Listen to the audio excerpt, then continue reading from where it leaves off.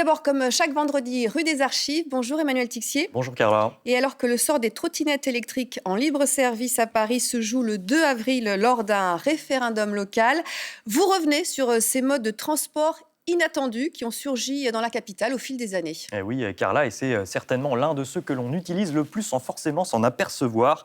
Il s'agit bien sûr de l'escalier mécanique. C'est un marqueur de la ville moderne dans les années 70. C'est une façon de transporter les piétons sur de courtes distances. Escalier mécanique, tapis roulant, un mode de transport pas si récent que cela. Il suffit de regarder ce mode de transport, le trottoir roulant qui parcourait le site de l'exposition universelle de Paris en 1900. Car il n'y a pas que le métro, le bus, le vélo dans la ville, individuel ou collectif. Les transports sont un champ permanent d'innovation et de projets, certains concrétisés et d'autres abandonnés. Vous allez le voir avec ces images des années 70. Regardez. L'aérotrain, c'est le plus connu, le plus spectaculaire aussi. Si les résultats des expériences sont concluants, l'aérotrain pourrait être le transport suburbain de demain. Deuxième procédé, le Val, dont vous voyez la carcasse. Il est construit par Matra. Voici maintenant l'intérieur. Ces wagons, comme vous le voyez, sont plus petits que ceux du métro. Conçu pour des distances moyennes, il est entièrement automatisé.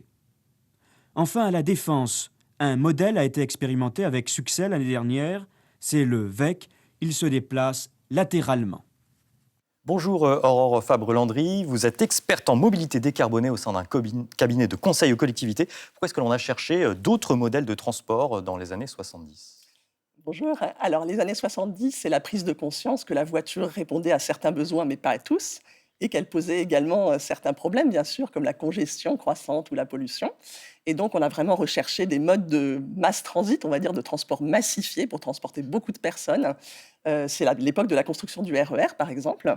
Et on a cherché aussi des tas d'innovations. Ça a conduit à toutes ces expérimentations foisonnantes dont vous nous avez montré certaines. Et en quoi Paris est une ville adaptée pour ces innovations, ces expérimentations ?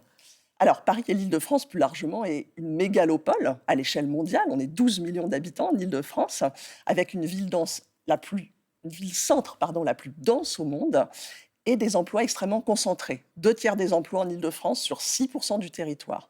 Donc ça génère des flux de déplacement extrêmement intenses. D'où des solutions à trouver spécifiques. Donc c'est pertinent. On parlait tout à l'heure du tapis roulant de l'Expo universelle de 1900 qui avançait jusqu'à 8 km/h. Expérimentation 100 ans plus tard à la station Montparnasse avec un tapis roulant à grande vitesse qui roulait cette fois à 11 km/h en pointe avec quelques chutes à la clé. Regardez. Une semaine après sa mise en service, le désormais fameux trottoir roulant rapide de la station Montparnasse Bienvenue est arrêté.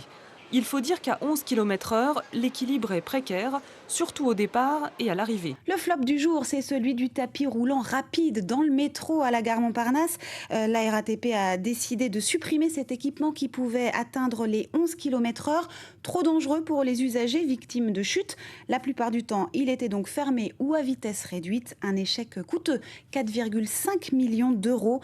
Il sera remplacé par un tapis roulant classique. Le tout a coûté 4,5 millions d'euros. Si on n'arrête pas le progrès, parfois il s'arrête tout seul. Le progrès qui s'arrête tout seul, qu'est-ce qu'il faut réunir comme condition pour qu'une innovation fonctionne dans le domaine des transports ? Vous avez en gros 4 critères auxquels l'innovation doit satisfaire.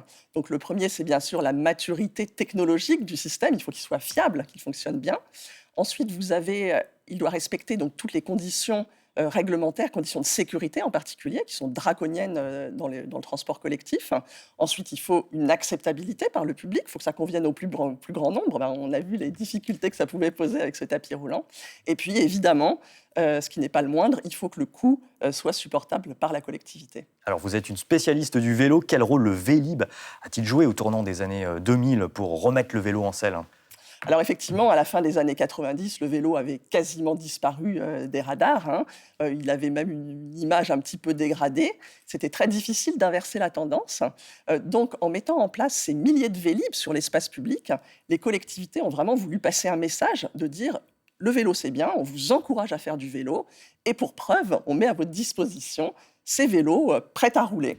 Alors, un virage est intervenu il y a quelques années avec l'explosion de la micromobilité, les gyroroues, les overboards, les trottinettes électriques, des engins toujours plus innovants. Voici la trottinette Segway. D'après son inventeur, une révolution qui va transformer la vie de tous les jours. En effet, cet engin a de quoi surprendre. Pas de moteur, pas de frein, pas de volant, juste un guidon fixe. Elles ont envahi nos trottoirs en l'espace de quelques mois. Les trottinettes électriques séduisent de nombreux urbains qui doivent apprendre à cohabiter avec le reste des citadins. Des utilisateurs un peu confus, car ce nouveau mode de transport est coincé dans un vide juridique. Voilà, pas loin de 2 millions d'engins de déplacement personnel. C'est le terme technique, ont été vendus en France en 2019. Pourquoi ces engins de micromobilité ont-ils eu autant de succès en France ? Effectivement, ce chiffre est totalement stupéfiant, hein. Là-dedans, on a à peu près pour moitié des trottinettes classiques et des trottinettes électriques. À ça viennent s'ajouter à peu près 2 millions de vélos vendus ces dernières années, 600 000 vélos assistance électrique en plus. Donc tout ça témoigne vraiment d'un besoin qui s'exprime, là, d'avoir un moyen de transport individuel, beaucoup moins coûteux, beaucoup plus léger que la voiture, qui affranchit des bouchons aussi, qui se combine bien avec les transports en commun, pour compléter le bouquet de mobilité. Merci beaucoup Aurore Fabre-Landry d'avoir été avec nous aujourd'hui pour revenir sur cette longue histoire de la mobilité, du mass transit à la mobilité plus individuelle, on l'a bien compris, dans la ville. La semaine prochaine, Carla, nous nous intéresserons à d'autres archives de l'audiovisuel. Place au 12-13. Merci, à vendredi Emmanuel, tout de suite votre journal.